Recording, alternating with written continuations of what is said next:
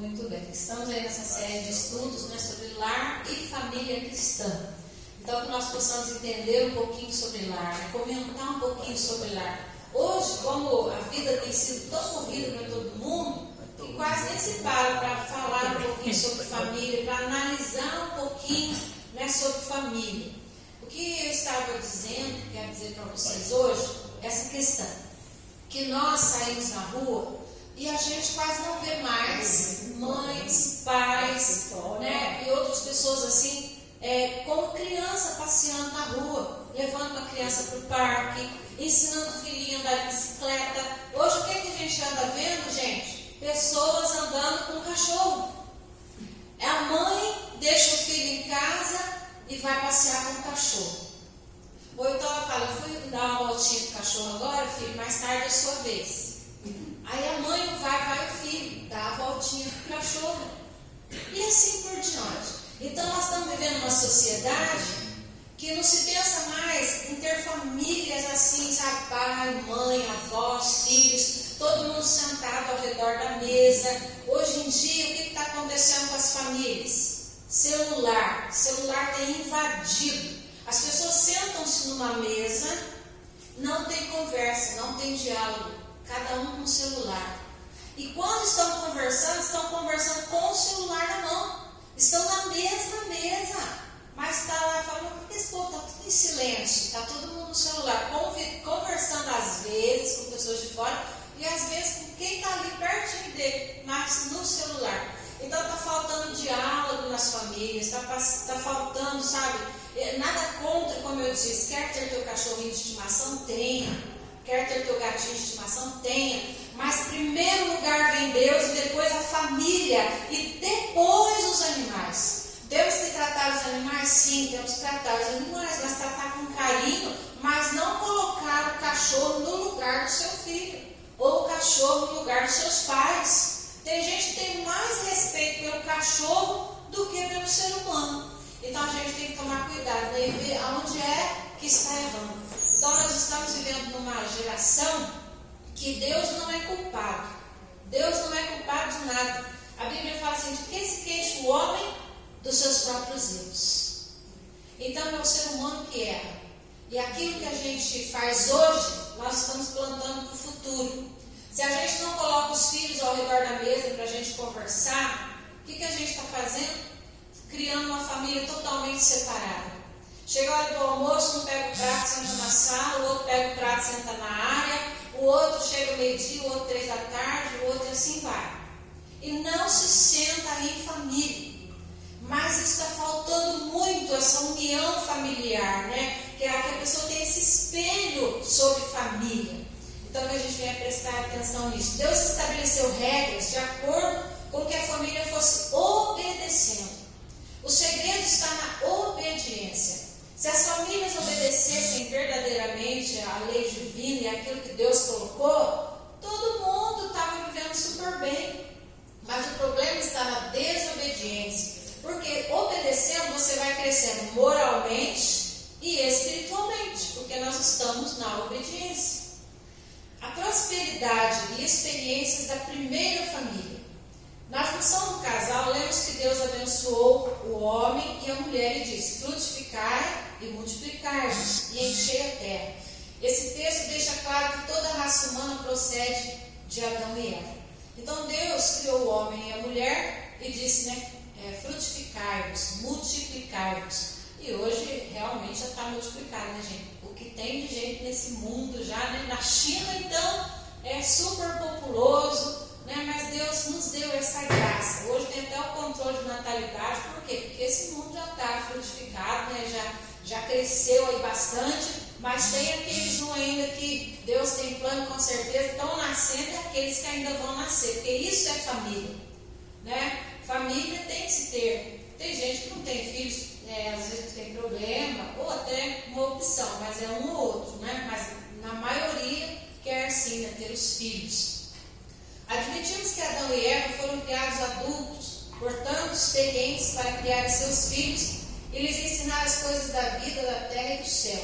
Os filhos são motivos de alegria para um casal. Filho tem que ser motivo de alegria. Agora, é triste quando desespero. Não tem muito disso. Porque às vezes não está no plano da pessoa. Ela até pensa em engravidar daqui 4 anos, 5 anos, mas aconteceu e ficou grávida. Gente, não cai uma folha da árvore se não for permissão de Deus. Se Deus nos deu um filho como herança, nós devemos agradecer ao Senhor, devemos glorificar o Senhor, porque os filhos são herança do Senhor. Outra palavra totalmente errada que a gente ouve as pessoas dizerem: o meu filho eu crio para o mundo. E tem gente que fala: os filhos são para o mundo. Os filhos não são para o mundo. Os filhos são herança do Senhor. Os filhos estão no mundo, mas também não pertencem às coisas desse mundo. Os nossos filhos são herança do Senhor. Então nós devemos sempre ensinar o caminho do Senhor. Já vi casos de pais e mães que deixam o filho fazer o que quer, porque falam que o filho precisa conhecer o lado do bem e do mal. Gente, que situação. Você ensinando o caminho do bem direto, dizendo que o abismo está ali, que ali tem um buraco, que ali ele vai se quebrar. Às vezes já não obedece, às vezes já cai no buraco. Você imagina você dizer assim: se quiser cair no buraco, pode cair. Depois você vê como você se sente já que você estiver tudo quebrado. Então, nós temos que ensinar sim o caminho correto, o caminho que os filhos realmente devem seguir.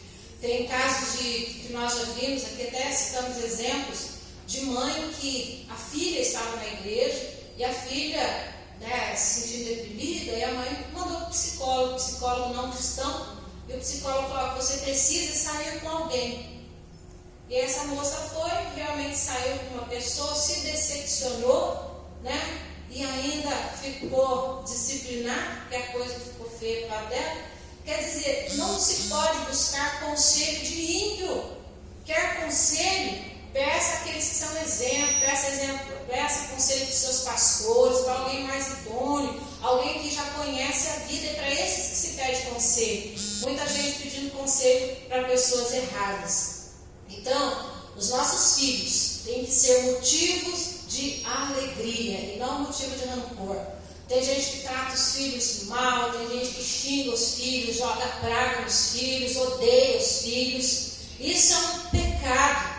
Porque os filhos são herança do Senhor. Então nós devemos abençoar os nossos filhos, orar pelos nossos filhos, para que Deus venha livrar eles desse mundo tão contaminado, tão perigoso que nós estamos vivendo hoje. Hoje a coisa está feia mesmo. As crianças vão para a escola, são cercadas de alunos lá que de repente também agem errado, de alunos que mexem com droga, de alunos perdidos. Mas ensinarmos para os nossos filhos que eles têm que ser luz. E que Deus não está vendo eles só no banco da igreja, Deus está vendo eles em todos os lugares. Então nós devemos ensinar, a Bíblia diz que nós devemos ensinar nossos filhos em todo momento, andando, correndo, na hora que estão brincando, na hora que estão sentados, enfim, devemos ensinar os filhos em todo o tempo, não nos cansarmos, porque a responsabilidade está na mão dos pais. Tem gente que a gente fala: traga seus filhos para a igreja, irmã. Traga quando são pequenininhos, e a pessoa não dá ouvido.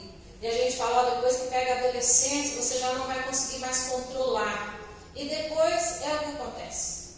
Aí mais tarde esses filhos realmente se desviam, e aí os pais vêm aqui: ora para os meus filhos, para que Deus tenha misericórdia. E é lógico que a gente vai orar mesmo para que Deus tenha misericórdia. Mas se você puder já ajudar desde agora, trazer os seus filhos para a igreja, irmãos, traga os filhos para a igreja. É a melhor coisa que você pode dar aos seus filhos, é eles sentirem a presença do Senhor e a salvação que eles adquirem ao estar na presença do Senhor. É plano de Deus que o casal tenha filhos, como foi dito. Adão e Eva tiveram grande prazer no nascimento de seus filhos, Caim e Abel. Posteriormente, Sete. Deles procedeu o povoamento na terra. A família é o principal alvo do atacador.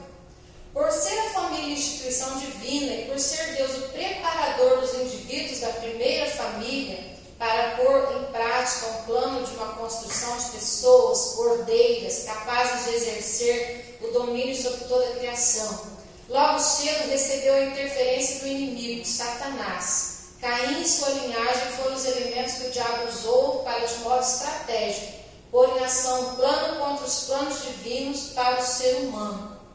Então Deus ele instituiu a família. E o objetivo de Satanás é destruir a família.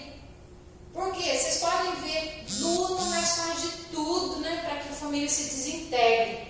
Porque quando a família está unida, a família é forte. Mas quando a família desintegra, quando há separação, sofrem os filhos, sofrem os parentes, sofrem pessoas, sofre todo mundo. Então, fazer de tudo para que Deus venha abençoar os lares, que Deus venha abençoar também o casamento.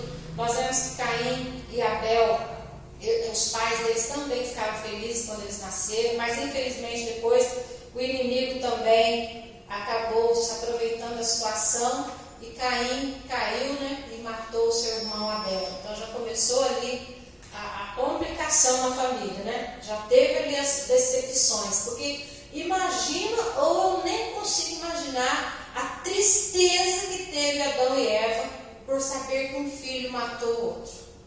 Imagina que angústia foi aquela, É algo assim inexplicável. O lar cristão. O casamento é abençoado por Deus quando é preservado pelos cônjuges. Ninguém deve ignorar a doutrina bíblica para o casal, antes acatar e colocar em prática. Hoje em dia os casamentos, gente, é casamento de todo tipo que a gente imagina. Aí no mundo, Porque na igreja é normal. Mas aí no mundo hoje é poligamia, bigamia, e é uma bagunça, são casamentos abertos, como se dizem, e aí o diabo entra no meio, faz uma ciranda, faz um ninho de guache nesse meio, e os casamentos são destruídos. E aí os filhos olhando aquilo, começam também a pensar e criar na memória dele, que o casamento dele também pode não ser bom, e às vezes acaba que não quer casar mais também, porque acha que se casar vai ter problema. Então o inimigo vai lançando essa semente maligna. Mas o Senhor instituiu a família. Então nós temos que tomar cuidado com isso. Temos sim que querer estar dentro das doutrinas bíblicas, dentro do padrão bíblico, Para quê? Para que esse casamento vá certo, para que dê certo até o fim, para que realmente só a morte venha a separar. Hoje as pessoas já se casam dizendo assim: se não der certo, eu separo. Tem gente que se faz, isso, mas você está apaixonado, está amando fulano, apertando? Não, eu vou casar, se não der certo, a gente separa. Então já casa pensando em separação. Infelizmente, alguns acabam separando, não tem como a gente generalizar isso, mas pelo menos a gente tem que lutar, para que as coisas funcionem, para que dê certo aí em nome de Jesus. A família deve manter seu lar edificado. Efésios 5, 23. Lá diz assim: porque o marido é o cabeça da mulher, como também Cristo é o cabeça da igreja, sendo ele próprio o salvador do corpo. Então nós aprendemos que o marido é o cabeça da igreja e que a esposa é submissa. Quando fala em submissão, todo mundo tem arrepio, mulher. Esse é um fato. Por quê? Porque às vezes tem alguns homens que não sabem lidar com essa situação. Porque a mulher está submissa, quer dizer, sob missão do marido, auxiliando o marido. Deus, o Senhor Jesus, também é o nosso auxílio. Ele também é o nosso auxílio. Então as mulheres, elas também estão no lugar de auxílio. Auxilia também os maridos. Estamos sob a missão. Mas isso não indica realmente, como alguns homens que a gente vê hoje, que querem ser o dono da mulher. E que quando a mulher não quer ficar com ele, ele até mata. E isso é uma coisa antibíblica. Por quê? Porque nós temos que viver sim um casamento de submissão, mas com amor, A Bíblia fala que o homem ame a mulher. E quem ama dá a vida por ele, dá a vida por ela. Isso é amor. O amor tudo sofre, tudo suporta, tudo crê. Mas hoje não está tendo muito amor não, porque o povo não anda suportando, o povo não anda sofrendo, o povo não anda acreditando, Mas a Bíblia diz que tem que ser assim. Então tem que ser assim para funcionar. É maravilhoso um casamento realizado na vontade de Deus. Quando Cristo abençoou o casamento, resolvemos todos os problemas que aparecem no meio do caminho. Então o casamento no cristão é bem mais fácil. Porque quando o caldo entorna, a coisa aperta, os dois partem do coração. Senhor, tem misericórdia, Senhor, socorro, Senhor, nos dê sabedoria. E a Bíblia também ensina a amar e perdoar. Então a gente, mesmo que está com rancor, está bravo mesmo, porque nós somos seres humanos e a gente fica bravo, eu fico brava, o pastor Elias também, porque nós somos seres humanos, mas nós somos filhos de Deus, nós temos temor de Deus, e o temor é o princípio da sabedoria. Então o que a gente faz? A gente ora, a gente fala, Senhor, né, estamos aqui, nos ajuda nessa caminhada, nos ajuda nessa empreitada, e um pede perdão para o outro pelas palavras, e ora e toca o barco, e vida que segue. E é assim que funciona. Mas quando você não entra por esse caminho de buscar o Senhor em um casamento, as coisas vão terminar mal. Então, quer que termine tudo bem, busque em primeiro lugar Deus dentro do seu casamento também. É obrigação do casal manter o lar edificado, estável, evitando escândalos nas discussões do lar. Tem gente que é um pampeiro dentro de casa, uma gritaria. Aí na igreja, é um amorzinho. Tem gente que na igreja, né, vem e a gente olha e fala, nossa, que bênção aquela irmã, que bênção aquele irmão. Mas os vizinhos que estão lá perto estão escutando o pampeiro direto. Então, gente, que lar é esse? Nós temos que ser luz no meio das trevas. Aonde a luz chega, as trevas têm que sair. Então, nós temos que ser exemplo, né? Às vezes a gente começa a falar alto, a gente já se toca, né? E ainda, falar alto, às vezes é um hábito de falar alto. Mas o pior é que tem gente que não é convertido, começa, xingo mesmo. Vocês já imaginaram um lar de uma família cristã, que de repente prega na igreja, canta na igreja, e quando você passa perto da casa dele e ouvir o povo xingando de palavrão? Como é que você vai ganhar alguém para Jesus? Porque se tem alguma coisa que fala mais alto na nossa vida, é o nosso exemplo. Não adianta a gente falar bonito, pregar bonito, cantar maravilhosamente, mas não ter uma vida de exemplo. O exemplo fala mais alto. E os filhos também estão crescendo, vendo o nosso exemplo. Como que meu pai agia? Bom, meu pai agia assim. Como que a minha mãe agia? Assim, assim, assim. Então, os nossos filhos, nós somos espelho para eles. Então, nós temos que prestar bem atenção nisso, como nós estamos agindo, porque os nossos filhos estão observando a nossa vida, como é que a gente está tocando esse barco. Os nossos vizinhos também, né? Que são os mais próximos. Um lar desfeito gera infelicidade tanto para o casal quanto para a família dos cônjuges e a igreja local em que congregam. Realmente, quando tem uma separação, é triste para os filhos, triste para os parentes, triste para os irmãos da igreja, triste para a sociedade, enfim, não tem nada de bom em uma separação. Então a gente tem que estar, né, vamos ficar firme, vamos lutar, vamos perseverar até o fim. Vamos lá. A família cristã genuína conduz um lar feliz. Uma pergunta que faço para você. Quando você chega na tua casa, o teu lar é o céu ou o teu lar é o inferno? Tem pessoas que não querem nem chegar em casa. Tem pessoas que preferem trabalhar o dia inteiro e não chegar em casa.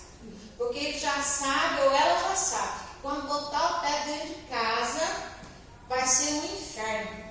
E aí a pessoa não quer nem ir para casa. Prefere trabalhar dia e noite, estudar, fazer qualquer coisa para não chegar na casa. Agora, aquela pessoa que o lar dela é visto como um pedacinho do céu,